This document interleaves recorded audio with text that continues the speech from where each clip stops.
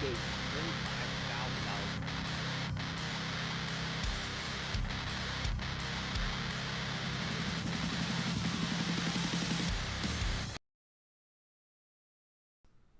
$25,000. Oops. That was a little rough of a stop. Didn't mean to click that button. Hey, good morning, everybody. Sorry I'm tardy. La la la la, me. In sooth, I know not why I'm so sad. 20 dwarves, 20 dwarves, 20 dwarves. Odette's like, it's 10:16 here. I'm so sorry I'm late. Wait. Yeah, 10:17. Yeah, where's that, huh? Let's see. Not Hong Kong. Where's that? Malaysia? So, anyways, good to see you. Hope you can hear me fine. I got the chat going. Great. I don't have the charts on. You can see I'm a little discombobulated this morning. But that's all right. I still know my technical analysis. I still know my fundamental analysis.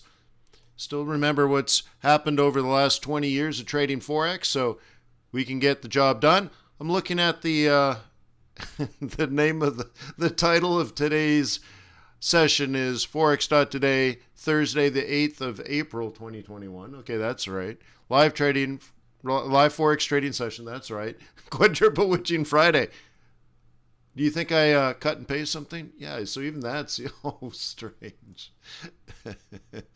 So anyways, we're here. You're here. I'm here. You guys ready to get on with it? Thank you for clicking the thumbs down button. I appreciate that. 3, 2, 1, hit it!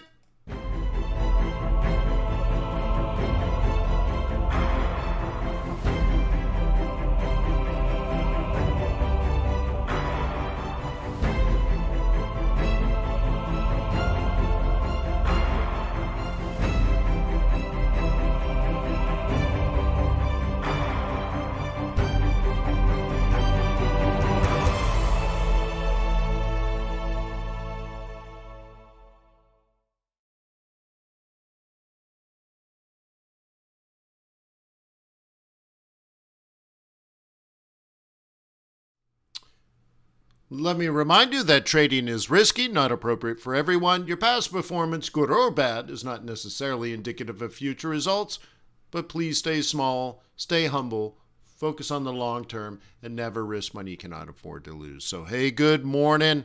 Again, I'm sorry I'm a bit tardy. I got like 19 things going on here. And even my desk is messy.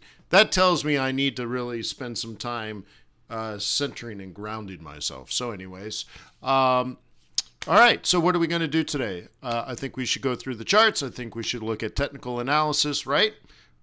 We can address any fundamental things out there. If there's news, we can deal with news. We can go through the calendar if you'd rather. I know it's Thursday, but why not? Okay. I can answer your questions, so therefore, I highly recommend you get involved today. We call that participation. Right? You got to take action to participate. So if you ask questions, I'll do my best to address your needs. And therefore, the squeaky wheel gets the grease. We can, again, talk technical or fundamental, trader psychology, all that kind of stuff. We can scalp, we can spot, we can swing. We can talk about position trading, all that kind of stuff. Leading indicators, lagging indicators, all that kind of stuff is all fair game. I am happy to share with you anything I possibly can. I'd also like to thank you for the participation and the energy, the positive energy that you put into this community. Even the person that has logged in early and clicked the thumbs down button has told YouTube that they're interacting and this is content worthy of waiting for to thumbs down. So it is an interaction, and YouTube considers that quality content. So thank you to the thumbs down person for placing that energy. I appreciate positive energy more than negative, but hey, we can deal with that.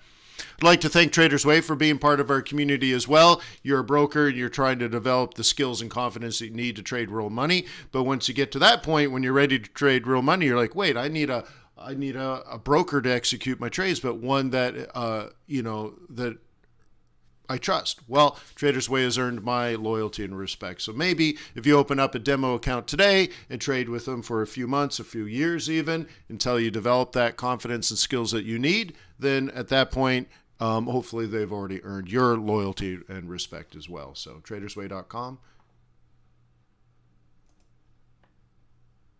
And here we are. Let's start with the indices. What do we see? We had weakness in the dollar yesterday. Then there was an up, and then there was a down, and then there was an up, and then there was a down. Oy vey. Thank you for the second person to click thumbs down. Thank you for being here and showing up. Appreciate you. Oh, and thank you to the 60 people that click thumbs up. That's even better. Cool. So, yen, right, maintained its weakness and then has a smoother recovery. So look at this, up and down and down and up and up and down. All kinds of things going on in the dollar, just sort of nicer, smoother down, and then some nicer, smoother up, right? Nice and smooth. Euro went from ripper strong to ripper weak. Now, isn't that interesting? Because we were talking about this really just being the anti-dollar. And then you can see dollar was weak, and then it was strong, and then it was weak, right? And then this was weak, and then it was strong, and now it's weak. And there's some sort of relationship going on there for sure. Yesterday, Kiwi was weak, and now is strong. Yesterday, pound was weak, and is still fairly weak. CAD was weak. Then it was sort of, now it's meh, up and down and down and up. And Aussie was weak yesterday and has resumed some strength. So Asia Pacific doing a little bit better. Okay. Now the interesting thing is the Aussie strength and the Kiwi strength will be offset by the yen strength. So that's why I say Asia Pacific here, where Asia Pacific is generally strong. Europe, pound's still quite weak. Euro's still weak. Okay, being offset by Swiss franc. So that kind of makes sense. Money going back to Switzerland. All right, so what do we do here? Is it a commodity play? CAD is sort of strong. Kiwi is sort of strong. Aussie is sort of strong. Okay, so maybe it's a commodity play. So we can look at commodity currencies. Okay, so if you're missing what I'm doing, I'm trying to create a hypothesis of why certain things are strong and why certain things are weak. And from that hypothesis, then I can use technical analysis to confirm or deny that hypothesis, aka develop trade plans. So if I could say, well, okay, maybe it's not an Asia Pacific thing, maybe it's a commodity thing. Australia is a commodity exporter. New Zealand is a commodity exporter. Canada is a commodity exporter. And those three economies, well, at least relative to the pound and euro, okay, and dollar, are a little better. So I'm just looking at, do we have an Aussie dollar play? Do we have a Kiwi dollar play? And do we have a USD CAD play too? Okay, so we'll take a look at that. Okay, cool. So that's our hypothesis. So we can go to, first of all, check the commodity proper. Okay, and for the commodity play, you would want to see more up than down. And you can see there's a downward pressure, not yet confirmed. We're hung up on the bottom here. So if those commodity currencies are going to go up, you would think the actual commodity would go up too. So we'll take a look at this. And of course, this is just sort of stuck in the mud. It ain't going up, it ain't going down. The trend, the shorter term pressure is down. Okay, 21 is below the 55, and we're sort of being squished and held down currently. That might be in the process of changing. Maybe $60 is a fair market value for oil. Okay, so I don't really see we're also being squeezed off the bottom. So if you know how to fly a small airplane, let's say a Cessna 172, there's this process, especially maybe not so much on a Cessna 172, but especially small airplanes that have wings under the cockpit versus like the Cessna has one above you. The wings are above you, but imagine wings that are below you. And when you come in to land, what happens is you compress the air below your wings, okay? Okay, so you have downward pressure there because there's upward forces holding the airplane up, right? So you're slowly landing, which means you still have lift, okay? But now you're forcing the air down into the runway. Well, you're not going to be able to push the runway down, so now there's extra force pushing you up. So you have lift, but then you have compression, and it's actually very difficult to land an airplane because an airplane is designed to fly. If it wasn't designed to fly, then it would want to crash, right? Ground effect. Thank you, Lucas. Right? And so we're kind of getting that pressure where there's some sort of upward pressure here. You can see it with the green boxes, okay, as we compress into the bottom, but you can see there's also downward pressure. And so you got to be careful as we get into that battle where I think of it like hand-to-hand combat. We're getting closer and closer to the front line. Okay?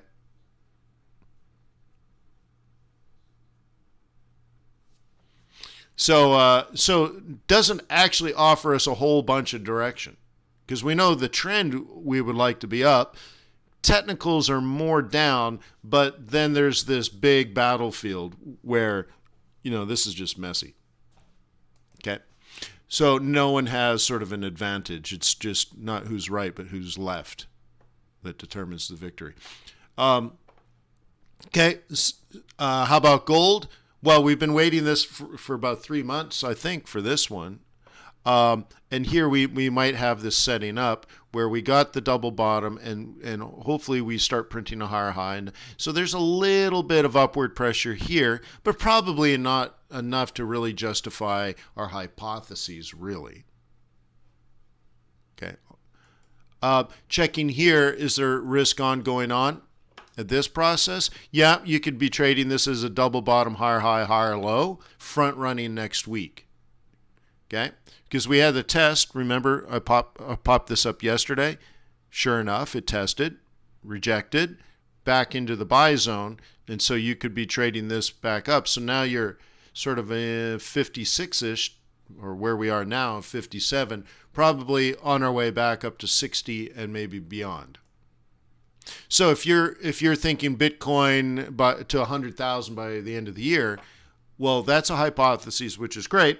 But the thing is, you're a bull, and you're simply looking for bullish opportunities. You're not really concerned about the downward, right? You're more looking for the upward. So I don't know how you want to confirm that. Okay, one level of confirmation is, what we have here. Okay. That's what occurred late last week. Okay. And now you might be looking for one of these. Okay. Which means we're kind of, you might be looking for this next week, or maybe that's kind of actually what's happening now. It's more like the double bottoms here, and now you're doing this. So honestly, nobody knows how it's going to unfold, but you would make your decisions by how aggressively bullish you are. Okay? So I think if you're a bull, obviously buying at 50 makes sense, and then hitting 60 and having that be trouble also makes sense.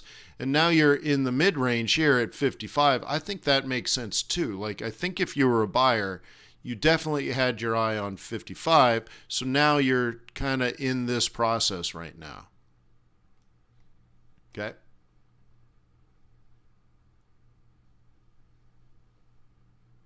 Okay? You get that? Like, I think that's what would be going through your brain. Okay? So now we're at 57. Okay? Ultimately, you wanted to get in at 55, but do you really care whether it's 55, 56, or 57 if you believe we're going to 100,000, right? Do you really care? Okay, remember, it's not about being perfect, it's about being profitable. Don't be afraid of losses. Be afraid of missing your analysis. Now, you must have your analysis and hypotheses first. Okay?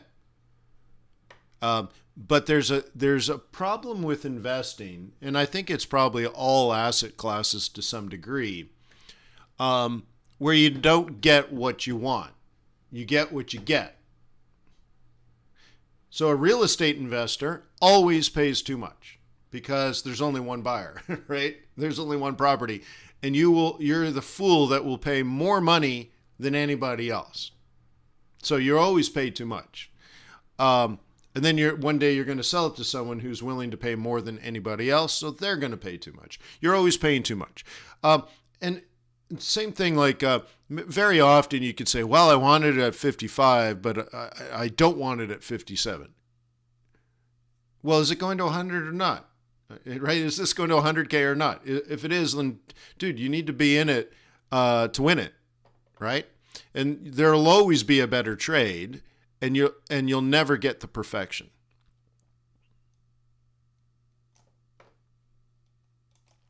Okay? Don't think about it as the perfect, right? That's like love, true love. No, this is an arranged marriage. Just get her done. Love schmud.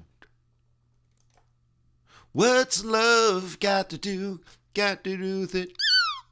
What's love? The second-hand emotion, right? So get on with it. Okay.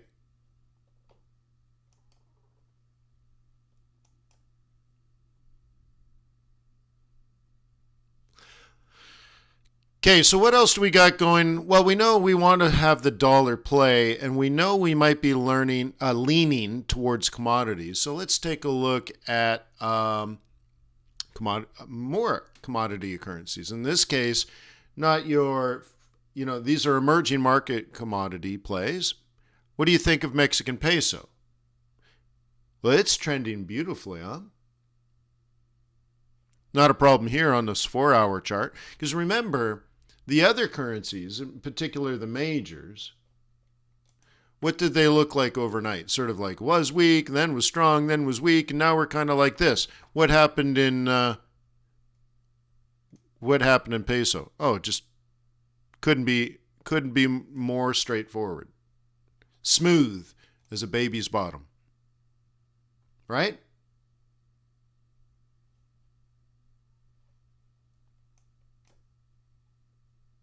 Cool. So maybe it has something to do with European currencies. Taking a look at this, there was some down, and then we've given some back, and not as smooth on a 4-hour. Okay? We're in our zone. I need to be worried. Okay? I need to be worried about this. We're testing the waters, or testing the fence, if you remember Jurassic Park.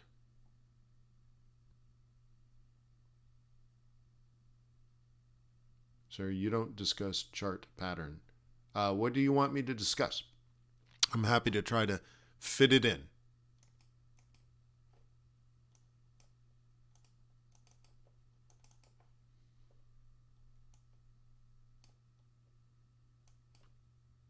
So, by the way, Sangam, if you see a chart pattern, you're like, oh, well, that's an inverse, or this is a flag, or this is whatever you see, let me know, and I'll try to see it.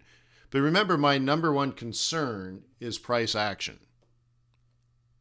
And I generally don't do something because you're like, well, that's a Gartley pattern or something, and that predicts this other thing. I'm not really in the prediction part. I'm much more interested in the reason behind the flow of capital and its ability to maintain that flow. So, I mean, most of the patterns I may understand, I might have used over the years, and more often, if it fits my plan anyways, it'll reinforce it. But if it negates it, I probably will ignore it. So I'm not so sure, right?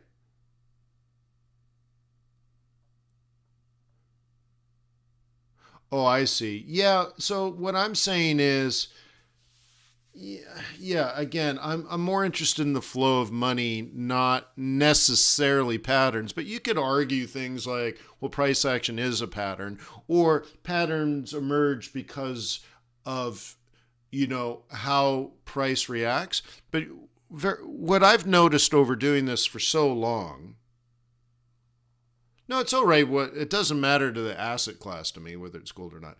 But you have to understand, like, patterns occur for a reason. And very often we see the reason before it's happened. So you can anticipate the pattern before the pattern's happened. Let me try to give you an example. I don't want to search for it on a chart, so just use your mind. Okay? Let's say we have monthly pivot points, and we know in a week or two that we're going to hit the pivot profit zone. Whether it's an R2 or an M4, we have a general idea where the top of the market's going to be for the month, and very often we hit it in the middle of the month. You see, we don't know if it's going to happen, but we have a generalized hypotheses in place. We believe the market is trending and will continue trending, maybe because of technical analysis or maybe because of something like seasonality. So we say, okay, it's been up and there's no reason for the uptrend to stop, so we think it'll continue. Therefore, we can anticipate buying a dip. And then if you can anticipate buying a dip, you understand that the rally that will likely give you a take profit zone. And that take profit zone is likely between the M4 and R2 for that month. And it'll take several days to get there, maybe a week and a half, 2 weeks. Okay, all of this is just part of a hypothesis, but very often is somewhat likely true.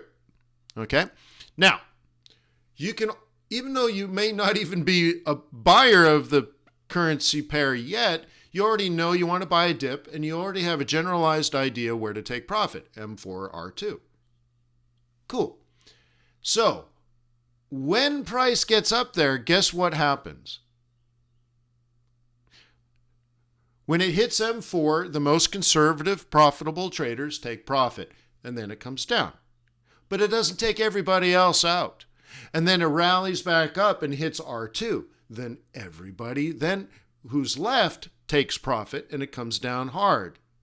Then traders that are late in the game buy it, yet another time, and it doesn't make a higher high. And in fact, bears are waiting, and then they sell. So what occurred? We got our head and shoulders pattern. Okay, the left shoulder's off the M4.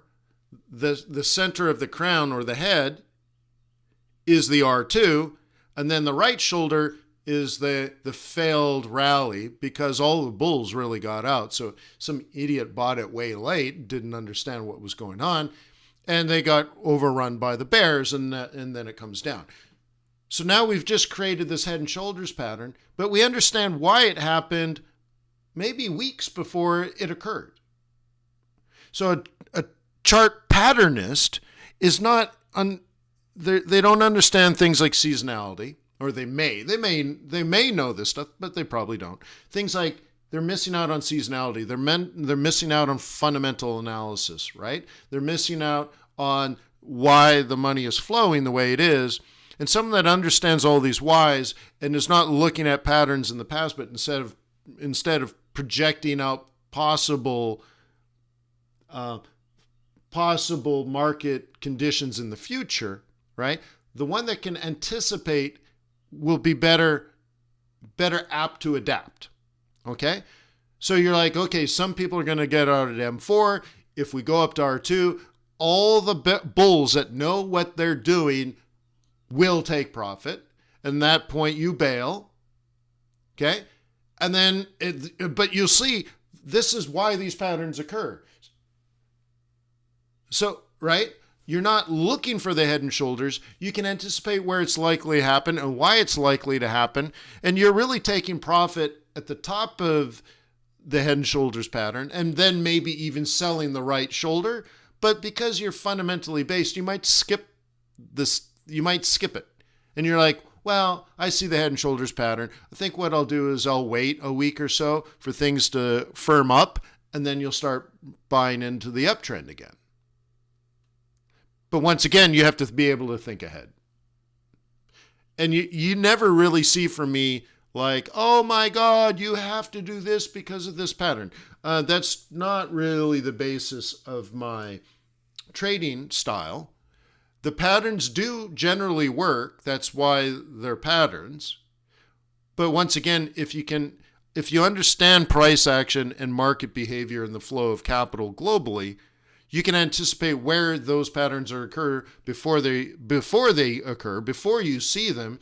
You can have pretty reasonable guesses of where they might form, and therefore by the time they've formed, you've already entered and exited your position.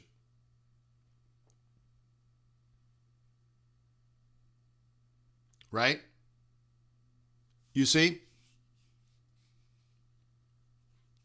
So I don't have a problem with chart patterns. But once again, I think once you know how to be a better trader, you're not looking for patterns because you already know where they're likely to occur. Right? Like, so you see it and you're like, I know, I saw it last week. Well, it didn't happen last week. Well, I know, but okay. So anyways, like, for example, we know quite reasonably that this is going to be a place where price is going to get stuck. For sure. How does the line form? Think of it this way. Because do you remember a couple of weeks ago, I talked about how a lot of currency pairs are going to come down, then move sideways, and then come down, move sideways, come down, move sideways, and we'll be either stepping down or stepping up. A neckline is part of that process where, we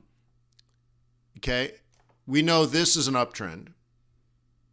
And bulls anticipate buying somewhere around here, and they don't really want to buy again down here because that's 100% retracement. Remember, anything less than 786, or let's say more than 786, I say in my book is technically a reversal, not a retracement. And really, I feel about 786 is really tell you it's going to double top. So even the 786 retracement is likely, the end of your trend. Okay. So again, a bull would like to buy this, but if they get that, that's 100% retracement. Okay. And we now know it's technically important, right? So what happens next? Well, we also know now bears want to sell this. Why? Well, bears don't sell low. We know that to be a fact. Okay, losing traders sell low. Well, we don't care about them. They're just profit. Who cares? They're liquidity events. Who cares about them? We love them. So some idiot is going to sell here, right? But of course, we know this is likely to happen. And now bears are going to sell here. Again, based on technical analysis. Think of it as a Fibonacci, right? This is a reverse Fibonacci because they're looking for a 618 retracement this way. Okay? So this becomes a key point to the person that asks, why does the neckline form? Okay? It's because of this. Okay. Now, sometimes you get a pattern, and it's technically not a head and shoulders, it's a crown, but you get something like this. Well, I want you to think of the same logic. Okay. I want you to think of this logic. It started bullish, and bulls did buy. And for whatever reason, they all bailed up here. Maybe it's because of that M4. Maybe it's because of an R2. Maybe this was M3. Maybe this was M4, like I just discussed. And maybe this is R2. So therefore, this price behavior is quite understandable, even predictable. You can say, oh, well, a lot of traders are going to get out of M4. If we're lucky enough to drive this up to R2, every single bull is going to get out. Otherwise, they just don't know what they're doing, and we don't care about those people. Okay? So the next thing is, what does it signify to have now this move? Okay? Well, oy vey, that's a lower low. So we know a lower high will be formed. That's called price action. That's what price action tells you. Oh my God, every bull on the planet got out of this bullish trade. Half of them at M4, half of them at R2, but 100% are gone. Okay, great. So you can see this. If it was going to be bullish, bulls would have bought the 3A2. If it was bullish, bulls would have bought the 50%. If it was bullish, bulls would have bought the 618. But to have a lower low, there's no bulls, bro. So how do you line this up? You say, well, a bear is going to look at this as an area of interest. They're going to look at this as an area of interest. And we're going to call this our sweet spot. Somewhere in there, bears will sell. Now, you can call this simply a Fibonacci retracement. You can call this simply somewhere between the 3A2 and 618, or off that shoulder or off that neckline, right? And we know that's going to occur. Okay? So, once again, someone would say, oh my God, that's a crown pattern. Okay? That's a crown pattern. Yeah. Or the other one might say, oh my God, that's a head and shoulders pattern. Yeah, it's true. Okay? And that's why the neckline forms, because the technical analysis is important. 100% retracement throws up red flags. Oh my God, look out, bulls, get ready to, right? If you're not out now, you need to get out. But really, more than anything, it's a flag to the bears. And I don't mean a flag pattern, but like a warning sign or even an opportunity alert. Dive, right? You can see 100% retracement or a lower low sets up the bearish trade plan. Now, losers, of course, will buy the lower low. They're losers. Who cares? But a winner will sell that lower high because it's obvious. Okay? Right. But right, and says, well, or simply a lower high and all that kind of stuff. That's all it is. But that's what I mean. Like all these patterns, that's all they are. They're very simple, reasonable things. And I worry that people get so focused at looking at patterns that they don't actually see reality. So you remember when I worked at NASA over 2 summers, I was an aviation research assistant, and I specialized in doing research on heads-up displays. Okay? And the psychology of a heads-up display, first of all, a heads-up display is where lasers throw key important information in front of you so you don't have to look down. You see it like a hologram through the glass of your cockpit. And now you're flying your plane. Okay? And now you don't have to look down and what's my airspeed and your head's up all the time and you got all the key information and you can fly so much better, and of course better than your adversary, and you splash them, right? You kill your enemy because they're spending all their time flying and you're spending all your time getting ready to get in the right position to blow them out of the sky. Okay? Cool. And then once you kill your adversary, splash one, right? Okay, then what happens? You land your plane on the ground, and as you're taxiing, you're looking at your heads-up display, and you taxi into a parked airplane, or you taxi into a brick wall. And what happens is you get so focused on the information that you don't see past the information and see reality. So that's kind of the psychology that of the testing that I would do there. I don't want you to look for patterns and not see reality. It's not about patterns. Patterns occur, yes. Okay? Patterns occur, right? What is it? Red sky at night, sailor's delight. Red sky in the morning, sailor's warning. Like these patterns occur for a reason. Okay, but it doesn't explain the why, right? Like why the science behind it. And it would be nice to understand the science behind things. So I'm trying to explain why and where the patterns occur, not that there are patterns. Okay? So hopefully with that you can anticipate, right? And if you can anticipate, that means you're ready, willing, and able at the right price at the right time to potentially do the right thing if the right thing occurs. You'll always be, right? You'll always be a little better than your adversary. Okay? But I don't want you to crash and burn because you don't understand why. You don't see the obvious, you don't see reality. That would be horrific. Because you can't tell a client that your job is to look for head and shoulders patterns.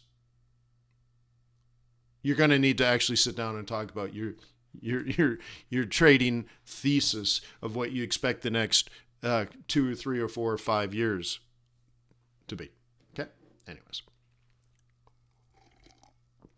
So, tell me what could happen here. Well, we are at a bottom. I could definitely take profit here. Okay? The last time I looked, I was up 850 pips. Okay, should I take profit or not? Could I? For sure. Am I at support? For sure. Is this risky? For sure. What should I do?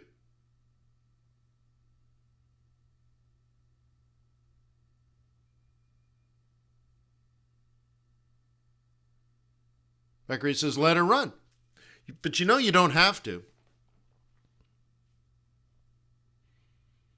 Okay? The last time we were here, I asked you guys to make a decision, and there was a giant pullback. Okay?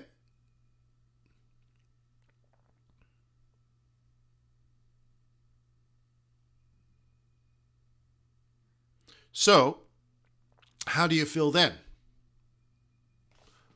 How many people, right? Like, do you remember? We were here and I said, make a decision. What should you do? What would you do? Okay? Could we anticipate that that was going to be a problem? Yeah. Okay? Now, that anticipation comes from understanding things like price action. Okay? And also, look at the consolidation. Isn't that interesting?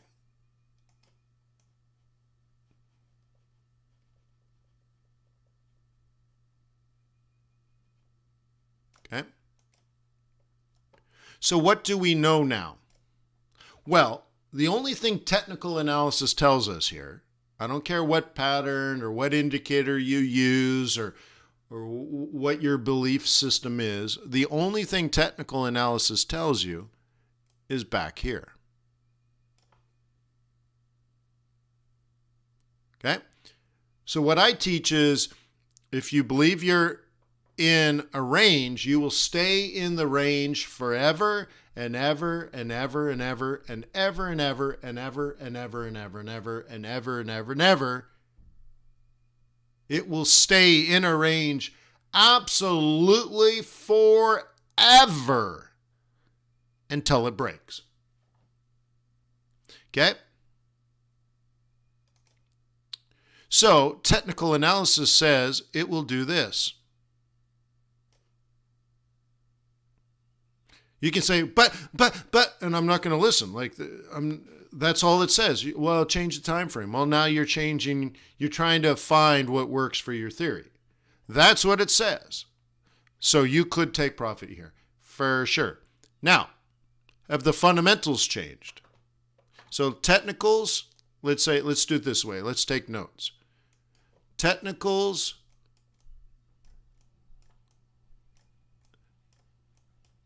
take profit.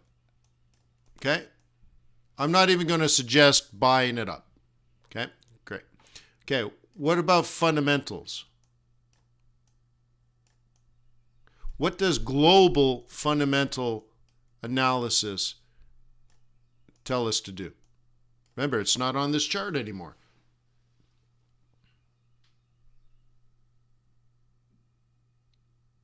But what does it just say? Don't say like keep you in. What does it say?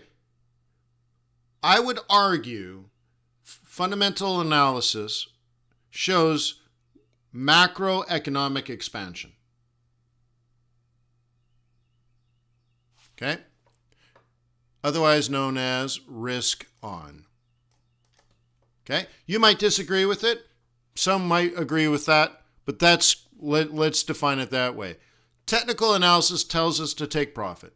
Great. Fundamentals tell us to take profit. Or to stay in, sorry. Risk on means you stay in. And then, of course, you have seasonality.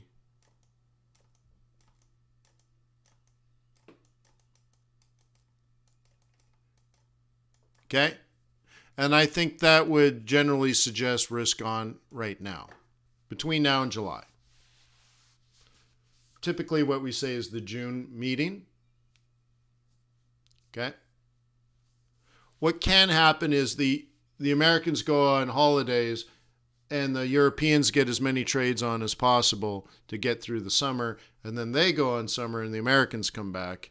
But now we're getting too complicated, right? So you might say there's two that say risk on, one that says take profit. Okay? Depending on how you answered those types of questions. Okay?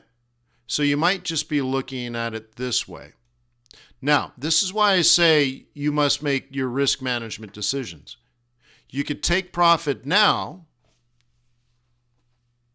Okay? Let it make the dip and sell the next rally.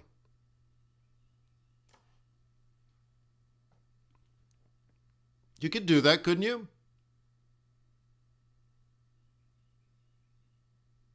Okay? So I'm not disagreeing with you guys. I worry that you give me this information back to me because I've given it to you, and so you're reaffirming what I've already told you, but then you're just telling me what I told you, and that doesn't necessarily mean you're thinking. It might mean that you're taking good notes and that you listen. But I could be wrong.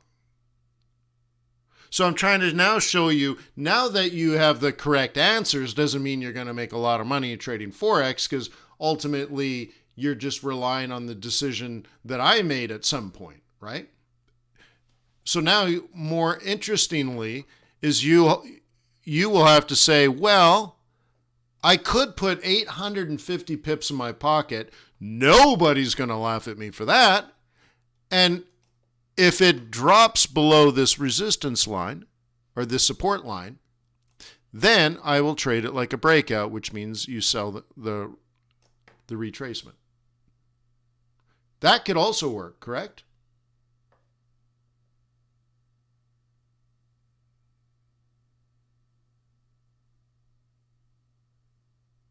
Okay? Could you also do that and still feel good about yourself?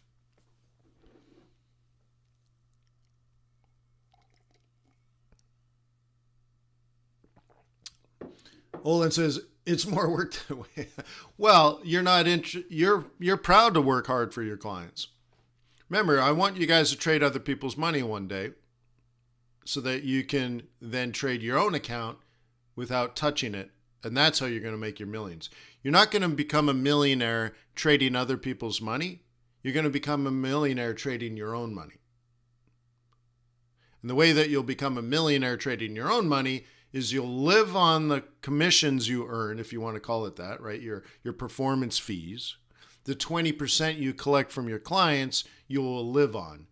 And you will retire on your own account because you'll never have to touch it, and it'll compound and compound and compound and compound and compound. And you'll reinvest some of that, and you'll get it out of less liquid assets. So like more... Typically, to earn a higher return, you either have more risk or less liquidity. That's why I say at some point you'll say, well, I don't really want a lot of risk, and you already got a ton of cash. Maybe you'll just buy something less liquid, like an apartment building. And then there's hybrids, right? Then there's a hybrid. There's a way that you can invest into apartment buildings without owning the apartment building, and therefore it's more liquidity, but very often has its own unique risks, right? So at some point you'll get more sophisticated because you have more money to play with. Okay. So anyways, this is why I'm training you to think this way. Right? Do you book the profit or let it run? Okay. So here's what I want you to do then. I want you to make a decision, maybe even write it down. What should you do here? You're up a minimum of 800 pips.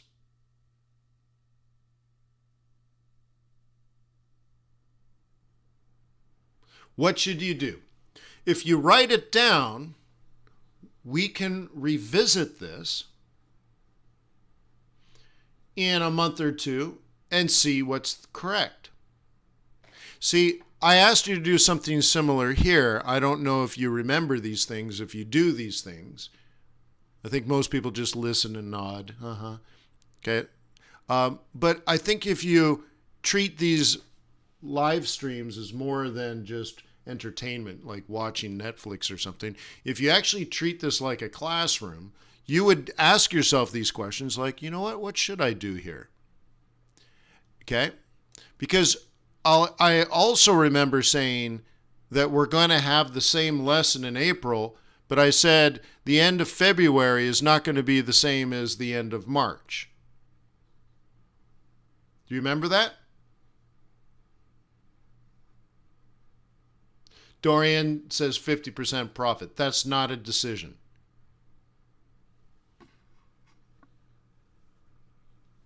Okay, that's not a decision.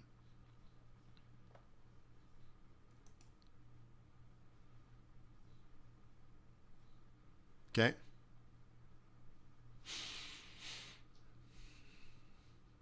Okay. So if you're a bear, you think something like this is going to happen. Okay? But it could happen this way. Remember, you'll have to make a decision. And to make a decision, you're going to have to rely on your understanding of fundamentals and seasonality. Okay? But I do remember saying, you're going to see this again, so make a decision. And then I said, the worst case is to say, well, every time I'm at this here, I will treat it the same. And I said, remember, if we get something similar in the future, it won't be the same. This is different than this. So if you remember doing that the first time, and you remember these messages I gave you, then you have the benefit now of compounding your learning experience to say, okay, I went through this emotionally, and I think the vast majority of you said, hold it, it's going to go down, we're going to make all this money, and then it rallied all the way up here, and I think a bunch of you probably felt like, holy crap! Right? It's over, throw it all away, and all of a sudden, boom, oh, we're back again, right? And you need to recognize if you go through an emotional change like that. Like, you have the conviction when it's working, and as soon as it doesn't work, you completely throw everything away. And if that's true, and for many people it is, you need to recognize that right away and say, you have total conviction when it's working, and then you have zero conviction after that, right? A gullible is what I like to call it, right? Okay.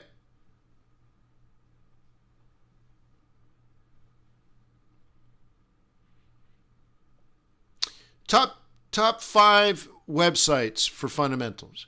Okay, how about The EIA. Let's do this. You guys read the IMF report, right?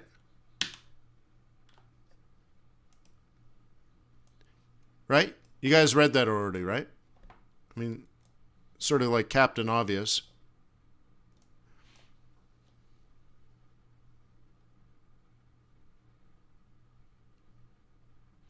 Huh? Look at this. You guys want to watch the debate on the global economy? Okay.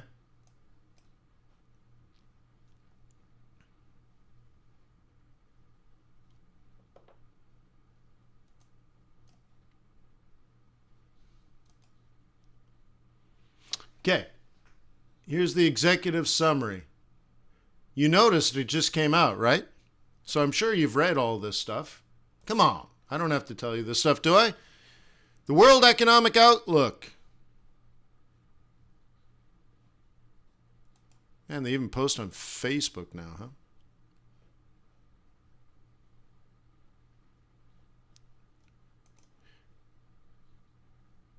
Yeah. How about any of the... There's probably 14 Fed websites. So there's all the individual, the San Francisco Fed, the Atlanta Fed, the St. Louis Fed. So every one of the central banks in the United States have one. And then I believe the FOMC has a site, and then the Board of Governors has a website. So there's probably like 14 different Fed websites. Okay. So I did EIA. So that will tell you supply and demand of energy globally. International Monetary Fund, the IMF, they write reports and tell you what's happening in the world, and then they publish debates on the global economy. So at least you can say, I don't know much about the global economy, but I was at the IMF. I was watching a debate at the IMF, and this is what was said. These are the topics they debated. These were the concerns. These were the things they agreed upon. It's not complicated. They do all the work. Then another one would be pick your 2 favorite currencies that you like to trade and go to their central banks. So go to the Reserve Bank of Australia. Okay. That kind of stuff, and find the other one. In my swing trading group, we do things like compare the South African central bank's website to the Mexican central bank website. Okay? Isn't that nice? And I can tell you, when you download reports from the South African central bank, it's formatted poorly. It's hard to find the information. Some of them, and no offense to my South African brothers and sisters, but it looks like it was formatted by somebody like an undergrad at a mediocre university. And then you go to the website, the central bank for the Central Bank of Mexico, and it's beautifully written, beautifully formatted correctly, right? They're not squishing, images and charts like, well, it doesn't fit on Microsoft Word. Well, just squish it and screw up all the aspect ratios. Just squish it in there, like, dude, so undergrad. But so once you start doing your fundamentals, you start to learn the personalities of even the central banks, right? Like I can tell you, when Australia raises interest rates, they're going to raise, they're going to hold, they're going to raise, they're going to hold, they're going to raise, they're going to hold. It's not going to happen, right? It's not going to happen anytime soon, but I've been through interest rate cycles at the Reserve Bank of Australia multiple times in my career, and I can see their personalities. Also, the Reserve Bank of Australia will just tell you bluntly what they think. Right? So you're like, oh, well, I know the RBA. Well, I've been through, 3 or 4 RBA governors. They come and go. I miss Governor Stevens. What can I say? Now we swing low. That's fine.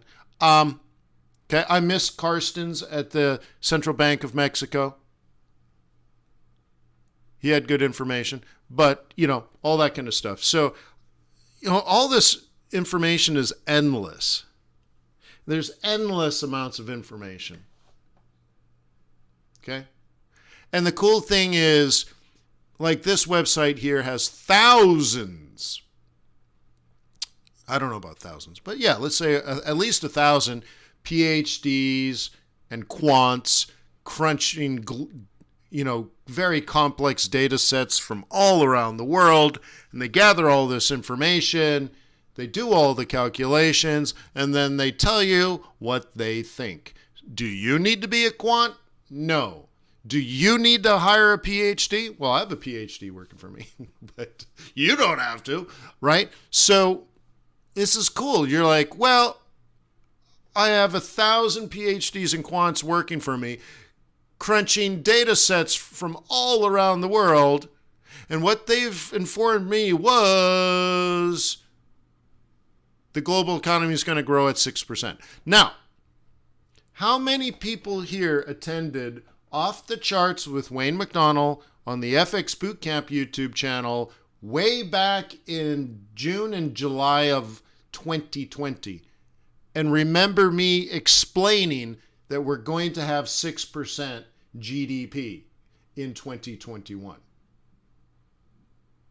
How many people can confirm we clearly had the conversation, and I explained not just that it was going to happen, because that would just be a random prediction, but I explained why it was likely to occur, how I came to the conclusion, and on top of all of this, how that information was giving me the conviction to make tough investment decisions almost a year ago, to be long and strong.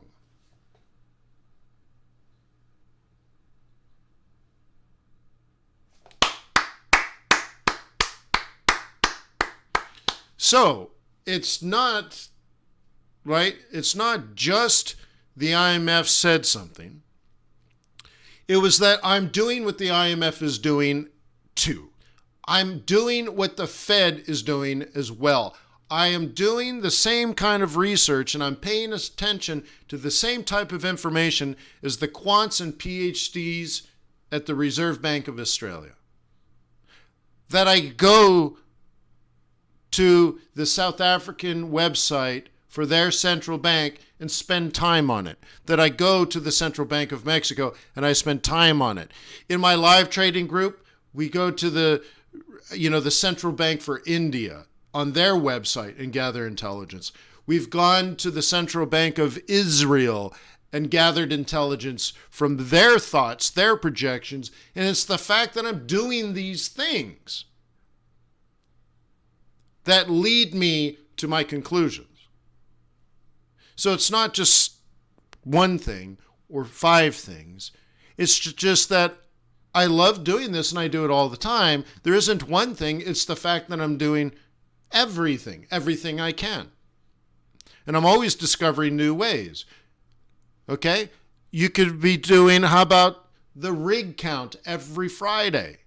You should be tracking the rig count in the United States so that you have an idea of future supply of oil in the United States. You could be tracking ships. There's a website where you can track boats at sea, cargo ships, moving stuff around. Or you can track, right, because that's the supply and demand of everything, which we trade. You could do the Baltic Dry Index that shows the pricing of those ships, in particular the dry bulk goods. So think of like iron ore and coal being shipped from Australia to China. If prices are up, then demand for these ships is up, and that you can add that to your macroeconomic outlook. In the United States, you can track things like demand for train cargo, to move cargo from the ports to the center of the United States. Track the supply and demand for that and say, well, that explains things like global macroeconomics.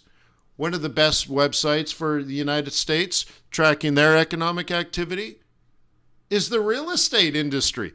The real estate industry, The real estate the association of the National Association of Realtors or something, right? They have fantastic PowerPoint decks and stuff that will explain things. Like, dude, there is no shortage of information. And all you need to do is just pay attention, read it. Maybe all you need to do is read the executive summary. Okay? And if you do it enough, if you do it over the course of 10 or 20 years, you'll make it look easy to say, I can do these same calculations, and in fact, I can calculate next year's GDP, which I did last year, predicting this year's GDP, and now, just a couple of days ago, the IMF came out and agreed with my calculations a year ago. But I'm already in the trades. Okay? Okay? Let's just say I leveraged up last April. Leveraged up last April. And got the cheapest money ever available in the United States. Because Jay Powell said overshoot, and I was done. Leverage up, get as much cheap money as you possibly can get. It's raining cash out of the sky. And I told you right that second. Okay? So you'll get there. You just have to love what you do. So if you love what you do, challenge your thought process. What should you do here? What can you do? What's your alternative to your decision? And how is it different now than here? Okay, 1, what do? 2, alternative.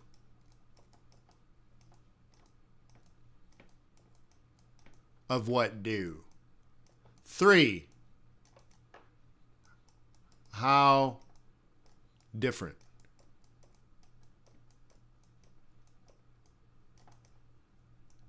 How's it different from here? What decision did you make here? Do you think you made the right decision? What should you have done? And now that you're in the similar situation, what should you do? Having learned this, what's the alternative to that new decision? And how are these two decisions differently? And how are they different even though technically they're exactly the same? If you can do stuff like that, my gourd, you're going to be strong. Okay?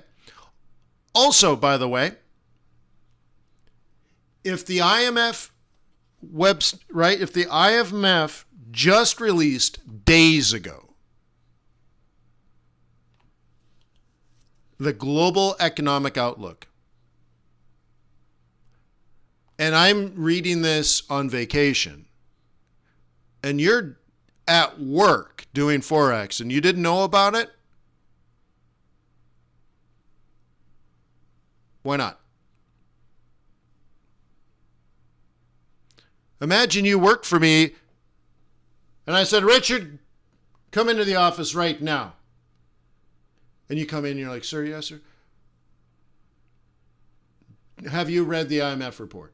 And you're like, what IMF report? You got a problem.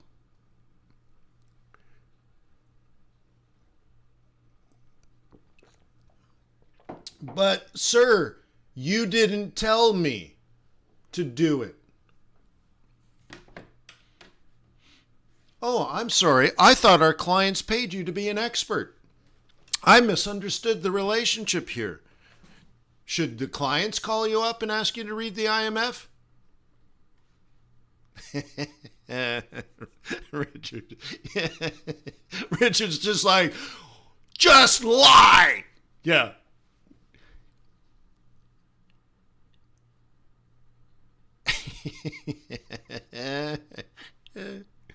Yeah, anyways.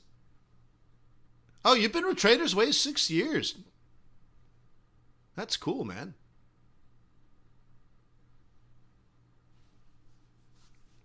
Well, it's not that you need the IMF.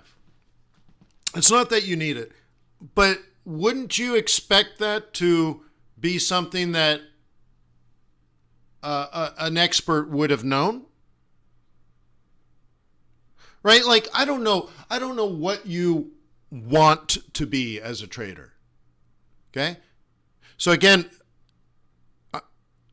one of the major focuses of my book was that I didn't know any foreign exchange traders when I became a Forex trader. I didn't even know, I never met one. There was very little foreign exchange information even in the newspapers. But there's certainly, and there was barely YouTube. Do you understand? I started doing, live streams before YouTube was even a website. You have to understand where I was when I started. There was no Amazon.com. There was no YouTube. Holy smokes, huh? So there was no reach for me to have a conversation or a relationship or even an interaction with another foreign exchange trader. As far as I knew, I was the only foreign exchange trader in the world that didn't work at a big bank.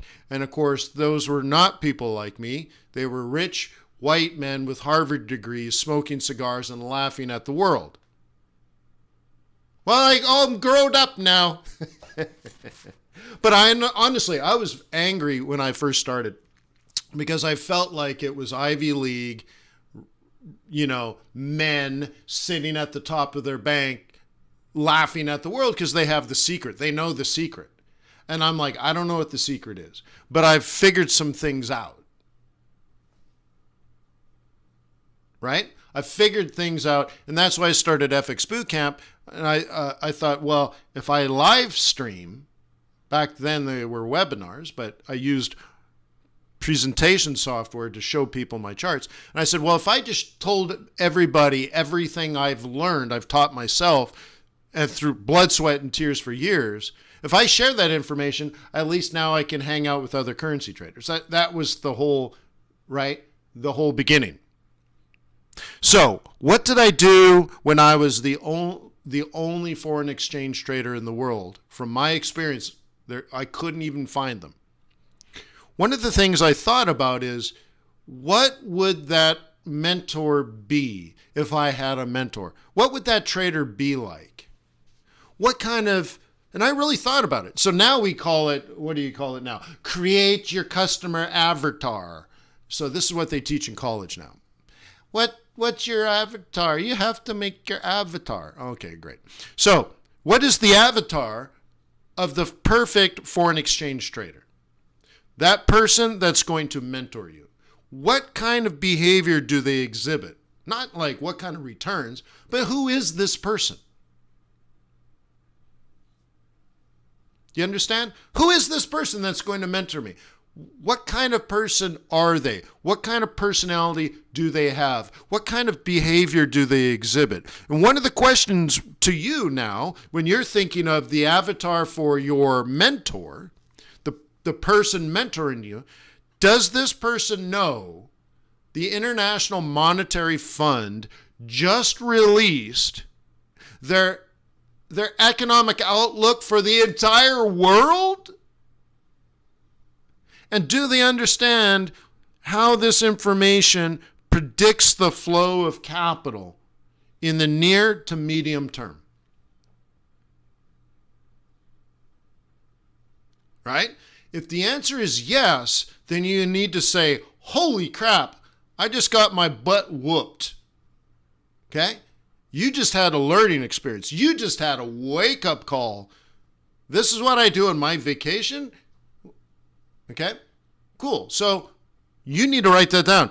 You need to spend the next 3 or 4 days on the IMF website. When does the next one come out? What was the last one? What was the difference? What's the history? Are you going to watch the debate?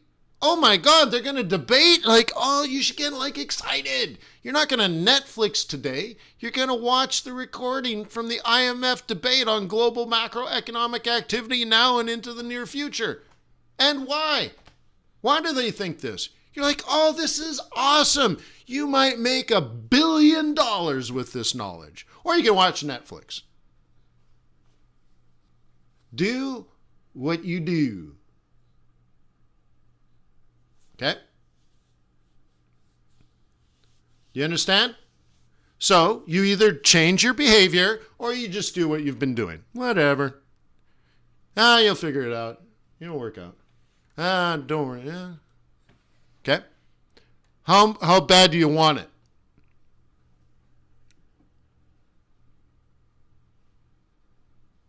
Okay? How bad do you want your success? There's someone else working harder than you.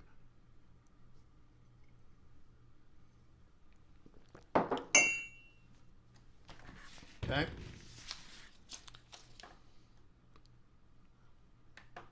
Are you going to fight for it? Do you want to, right? Are you going to fight for it? 192 pages. You don't have to read every word. You could. Right? How bad do you want it? Huh? How bad do you want it?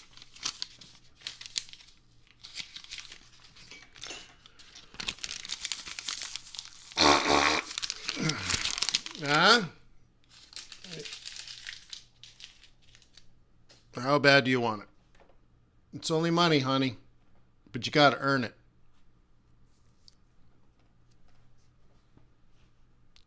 Someone's working harder.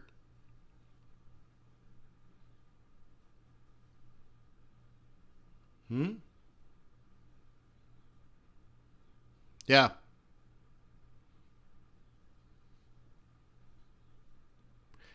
Nuno's like, I'm going to start to read it today. You know, Nuno, and there's a few people, Nuno and Jim and several others, but like Nuno, I remember like, Nuno, do you remember the IMF report came out, gee whiz, I don't know, like 8 years ago. And it was the same conversation, but we were waiting. We used to wait. Okay? We used to wait for this IMF report to confirm our previous analysis on the Great British Pound. And I was doing not predictions. My analysis back then, this is way before Brexit. Back then, there was some sort of really bad weather in the UK. I can't remember what it was, but there was a real slowdown in productivity. And I was tracking how many quarters were in the calculations for GDP. And I said, there was a quarter where they were about to drop the big negative number or the big bad number, whatever the bad number was, and that they were going to add the new normal number. But I said, when you look at the difference between dropping off a negative number and adding a good number, the difference between the spread between, let's say, -3 and +3, let's say, is 6. There was going to be a dramatic change, and we were calculating this quarters ahead. I'm like, we're only 2 quarters away. We're only 1 quarter away, and stuff like that. And right, and we got that GDP spike. We front ran that, and then it was further followed up by like 2 weeks later or something. The IMF report came out, and they increased their outlook for for the UK, right? They went from positive to more positive, and it all put stuff in, right? And this is something we were doing this 8, 9, 10 years ago, paying attention to the calculations of GDP, calculating it ahead before the news came out. Six months in advance, we're already calculating the new GDP and comparing it to the current GDP. And of course, the expected GDP was wrong because we were smarter than the analysts. And then folding in the IMF report on top of that as a day to start trading. And then Brexit killed the whole thing. Okay? Isn't that amazing? So this is nothing new. There's no new trade.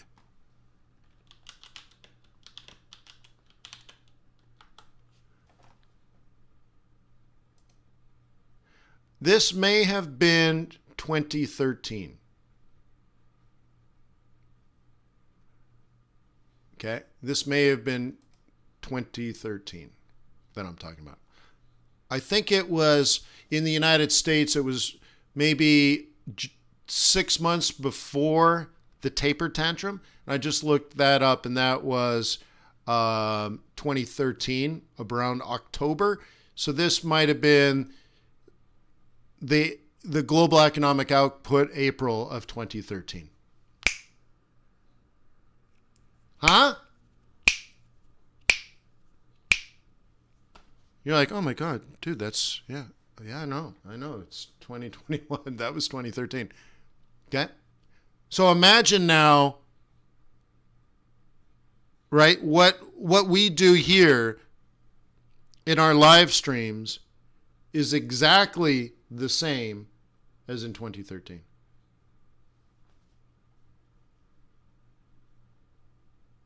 Okay? Oh, and by the way, I'd like to thank the person that logged in today that gave me a thumbs down and now has retracted the thumbs down. I'd like to thank you. I appreciate that. I'm glad I earned your loyalty and respect. You know, all of a sudden it's going to go to like, he did it. I knew it. Cool. Awesome. I knew it. Someone else put it back down. I knew it. Yeah, I know. That's cool. I knew it. Remember, nothing, excuse me, nothing good has ever occurred from negative energy. Haters have never constructed and built anything valuable, haven't contributed to human evolution and knowledge and history in any positive way, right? So the whole point here is positive energy, and those that want to push forward, make the world a better place for themselves, making the world a better place for their family, making the world a better place for their neighbor, to push for good, to build, to grow, to improve, to share, to learn, to prosper, to visit the heavens and the stars beyond the impossibility of doing so. That's the human spirit that will carry you through Forex. It takes somebody pretty crazy almost to say, we're going to visit the stars. Do you understand the math behind visiting the moon? It's unbelievable. Right? It's unbelievable how difficult it is to put a satellite into space or to visit the moon, to visit another planet. It's unbelievable. And if you did it back in old technology where, you had basically a calculator, you're doing Euler's theorem with a slide rule Can anybody do Euler's theorem?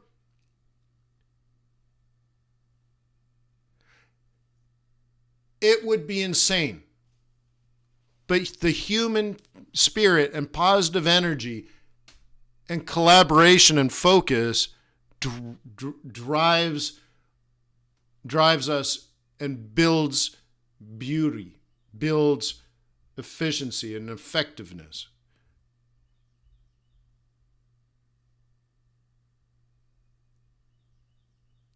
The math for going to the moon didn't exist until they had to invent it. Yeah. Well, so Euler's theorem goes back, hundreds of years. But I'm pretty sure, like, one of the problems was, where's the capsule going to land? Of course, here's the thing. If you're returning humans to Earth, they have to come in at exactly the right spot, at exactly the right angle. And if they come in 3 degrees one way or 3 degrees the other way, they burn alive. And then the other question is, if you can actually hit the right spot and you come in at exactly the right angle, where is it going to land? So I think that's where they used Euler's theorem to deal with these like variables. But anyways, always, no matter how tough and challenging Forex becomes for you, and really anything else in life, I think it's paramount that you stay positive and you focus on what you know, what you can do, and you push forward. And any of that negative energy or the negative energy around you, and trust me, there's always tons of it, you must remain strong and focused and positive so that you can build something from nothing. That you can do what seems impossible. It's very, very important. Haters have never done anything worthwhile. Just doesn't even work. Yeah. Stay strong with yourself. If you have negative energy around you, do what you can to change it. Change your people. If your people are your source of negative energy, there's plenty of people on Earth. You don't need haters. And by the way, it's easy to hate. It's so easy to hate. It's easy to say, you can't go to the moon. That's stupid. You can't go to Mars. That's stupid. You can't build a bridge like that. That's stupid. You can't tear down a wall like that. That's stupid. You can't trust them. They're bad. You know how easy that is? They're so weak and so afraid. It takes courage to be a Forex trader. It's too hard for most people.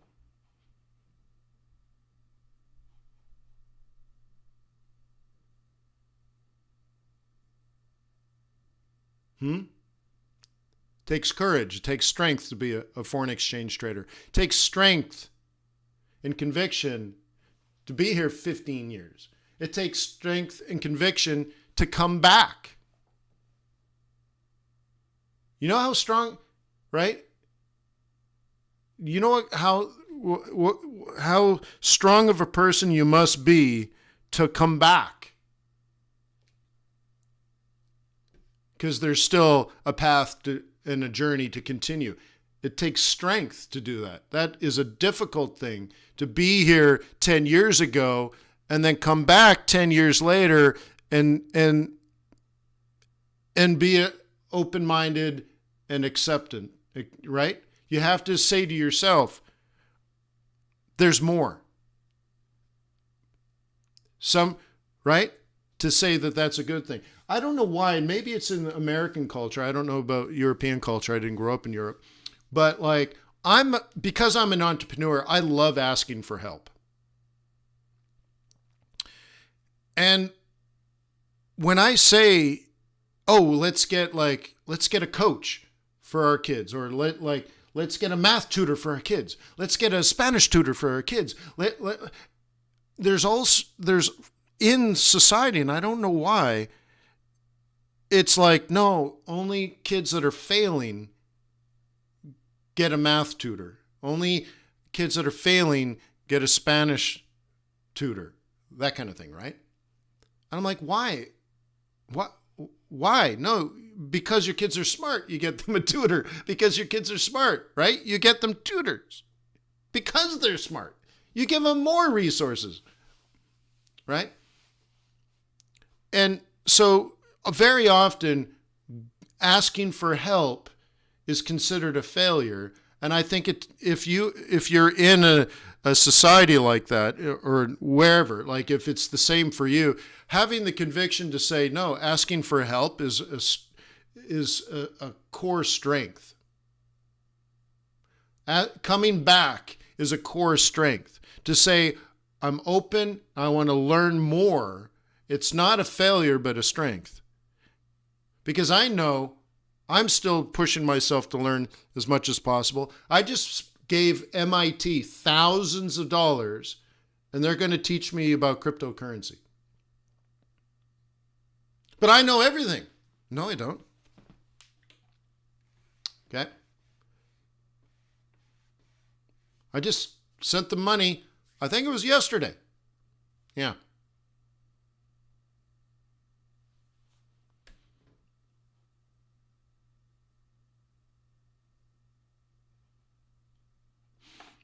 Cool.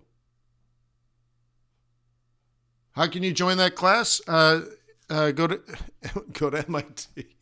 I think MIT has a website. Yeah.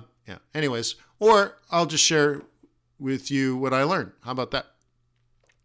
All right, cool. So I hope you do all this. I hope you've made a decision. I hope you've written the decision down. I hope you've thought about how it was different from this one and what the alternative to the decision you made was. I hope you do all that. I can't force you to. I can't make you. I can't, right? You either do it or you don't do it. You're either in or you're out. It's very binary. Cool.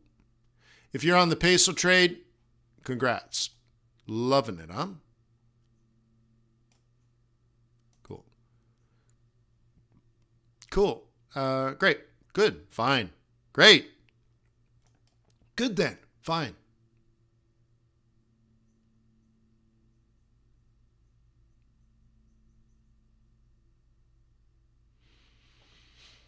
Dega Hashimoto. Cool.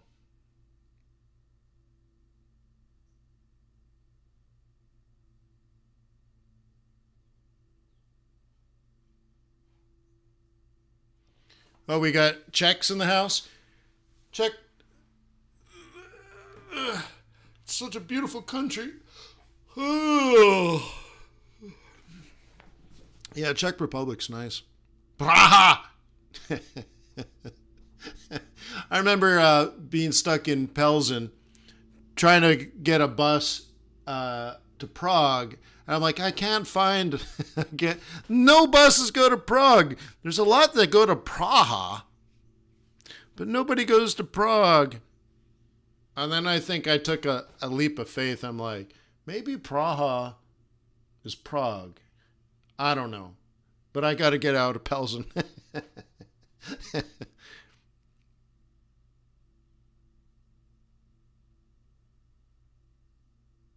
Yeah. But I can also tell you, so, right, Pelzen, A, the best beer in the world, and then B, like I was hanging out at the bus depot because I hitchhiked from the German border on a bus, and then it took me to the bus depot and dropped you off there. Best beer in the world. But like apparently supermodels live in this town, Pelzen, where Pilsner beer comes from. And just like, oh my God, they're all supermodels. Everybody's a supermodel. You're like, oh my God, they're all supermodels.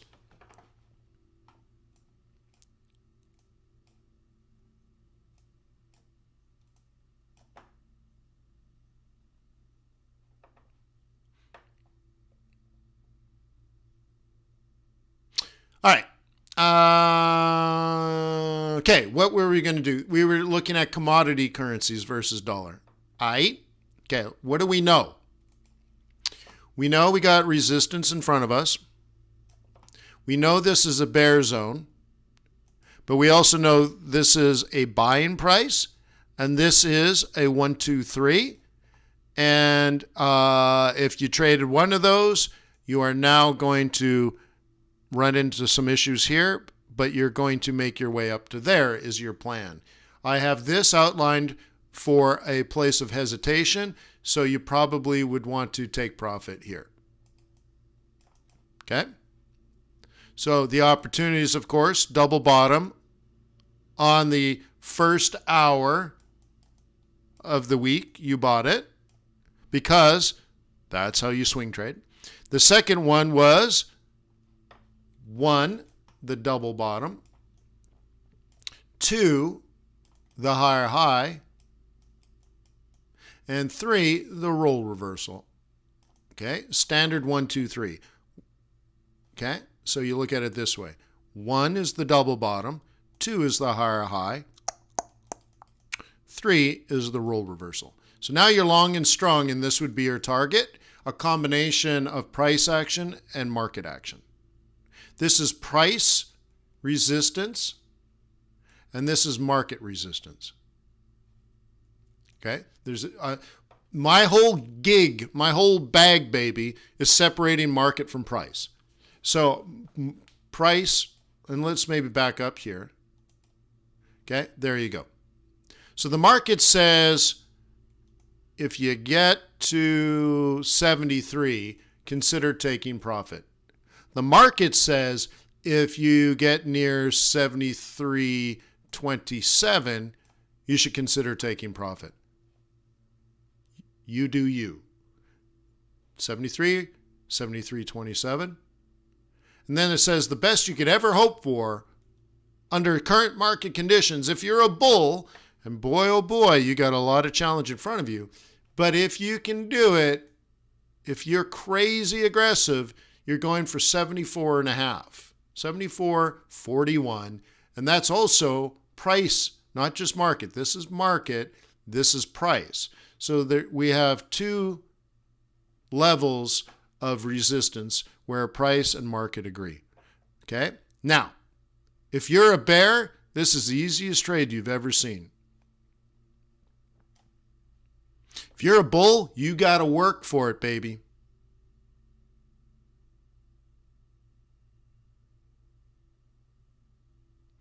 Right on, Richard. That's cool. Doing quant studies now, CFA.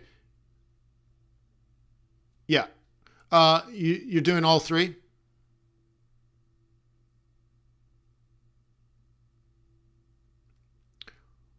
Well, Nagu says free signal. Well, look, if you understand technical analysis, you don't need a signal. I mean, it's so obvious and straightforward. There's no problem. So if you're a bear, like what? I couldn't imagine you're doing anything else. So let's just say, let's do it this way. If you're a bear, you will sell here and you will sell here. Like, right? Any of these prices you're going to sell. I mean, what's the problem? There's no problem. It's clearly one of those prices. Who cares? Okay. The more interesting thing is, will fundamentals overtake the current technical conditions? And that's the much more interesting, right? So even if you're a bear, you have to think of it as a bull. And as a bull, you need to think of it as a bear. So wouldn't it be technically interesting if we changed this the statistical analysis changes? Okay. Would that be right? Or do I need to add this, make it a little bit bigger? So if we get an outlier here, do you buy here? So that would look like this. Double bottom, higher high, higher low, high. Would you buy here? Would you buy a dip back to 71? Yep.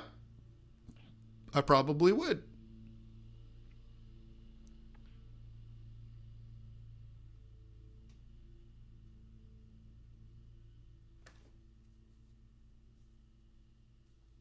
Yeah, technical analysis, Dan, would be almost irrelevant to quantitative theory. So remember, guys, looking at this is statistical analysis of the last period, which is March. Technical analysis and statistical analysis, there's statistical analysis studies or algorithms measuring the data set of price and time. That's what, okay? But remember, statistics don't predict the future. Now, you can kind of twist it and say probabilities and stuff, but you're missing data in that type of analysis. Because you're saying, well, if you look at March was completely bearish. Oh, for show. But what does that have to do with April? Well, if it continues like March, well, I know. But that's not the question here. What does April have to do with March? Is there a similarity or is there a difference? So that's why I want you to think about it. Is April the same, different, or to what degree of similarity do they have to each other? And they could be exact opposites. So you would say, well, of course we drove this down in March. Of course we did, because that's what happens in March. And then April, we drive it all the way back up. But of course, that's what April is about. Well, now you're using your statistical analysis in much different ways, and you're using your tools in much different ways, because what your tool is saying is that, what is this saying? This is the mean average. And price deviates above and below in the past this far. We'll call that one standard deviation. Great. But it doesn't say, well, traders are going to buy it down there because it's cheap. Bulls are going to buy it because it's low. Dude, people bought it because it's 70.00000000000000. Doesn't say any of that. It doesn't think. You're supposed to be the one that says, yeah, it's been falling like a ton of bricks with 2 hammers on it. I love it. I'm going to buy it.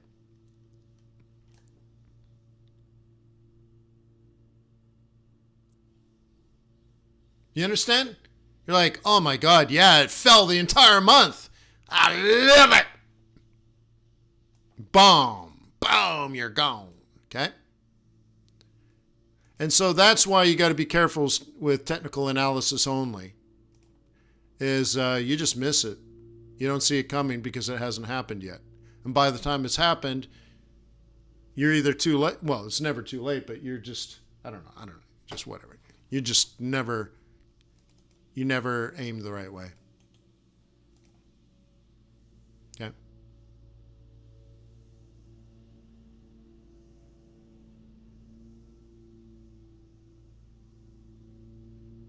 Okay.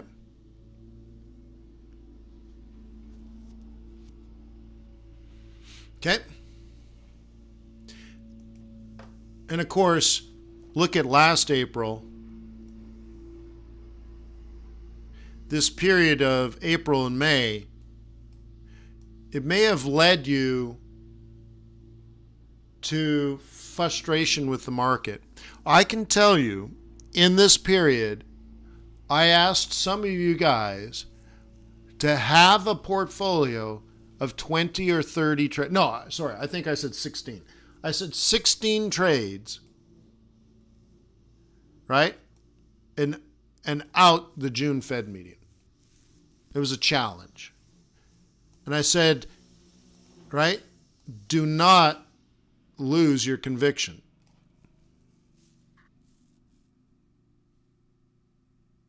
Do you remember that?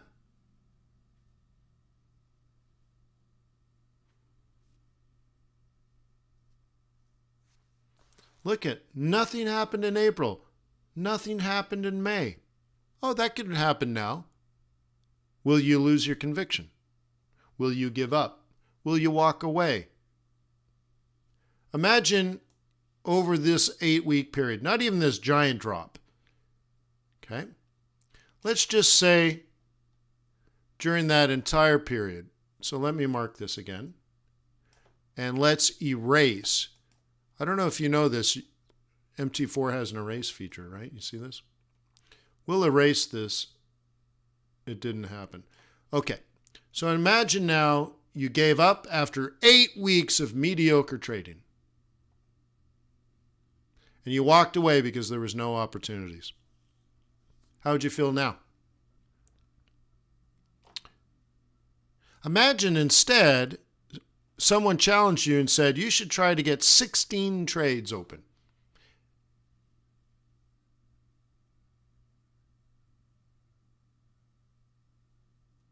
So that's one trade a week, by the way. So 16 weeks later, you'll have a portfolio. Okay? Imagine now you go through this period and you gave up with trading because every single day you try your little day trade and you scalp the open and it doesn't work. And then you try this and it doesn't work, and you try that, and then you're like, well, what if I use RSI? And what if I use CCI? Or maybe I should have Gartley patterns, or maybe I should have BAT patterns, or maybe I should try, maybe. What would you tell yourself now?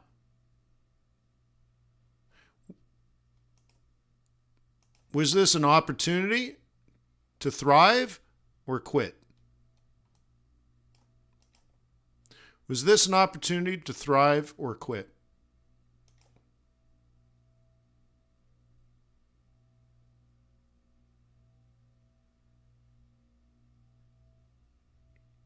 What would you tell yourself now, guys?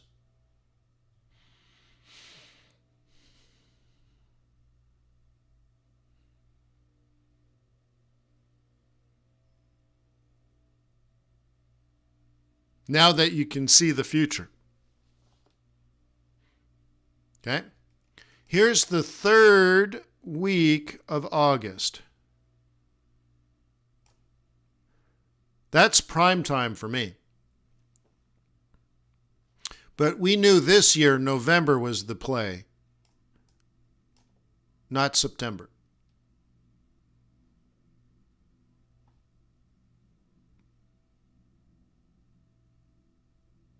Okay? So what would you tell yourself now? Market's been down all year for this pair. Look at this, down all year for this pair. Yeah, really? Opportunity to quit, opportunity to walk away, maybe take an options trading course. See, with options, you always make money. You can straddle the market and always make money and blah, blah, blah, blah, blah, blah, blah, blah, blah, blah. Blah, blah, blah, blah, blah. Okay, I want you to think about what is going to happen. Well, here's the thing, we knew September would be that way. Right? We knew it. It was discussed. It wasn't going to happen until November because it was the 4th year of an 8-year political cycle. We knew that. I talked about that for maybe dozens of times in the swing trading group. Okay.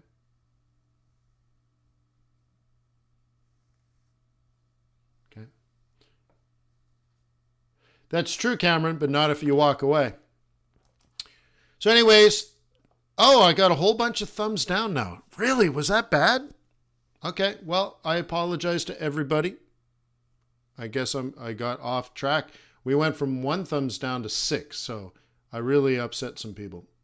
So anyways, see, 7 now. So I'd like to thank you for your time. Peace on earth. May the pips be with you. May your profits be above average. I hope this was worth the time you invested. If you could please click the thumbs up button And even more important, would you leave a comment underneath the recording? Cool. Well, thank you very much.